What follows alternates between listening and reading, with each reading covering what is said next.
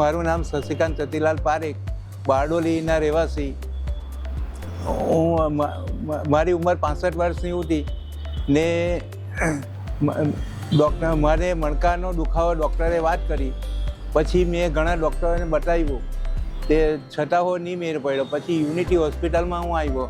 અહીંયા છે તે સાદિક શેખ ને અમરીશભાઈને છે તે એમણે મને સલાહ આપી કે તમારા મણકાનો દુખાવો નથી પણ થાપાનો ગુટકો ઘસાઈ ગયેલો છે, એટલે એનું ઓપરેશન કરવું પડશે. પછી મેં એ ઓપરેશન કરાવ્યું ને હું અત્યારે પણ 6 વર્ષ થયા પણ અત્યારે પણ સાયકલ પર હું ચાલવું છું. સાદિકભાઈ શેખનો ને અમીશભાઈ પટેલનો હું આભાર માનું છું.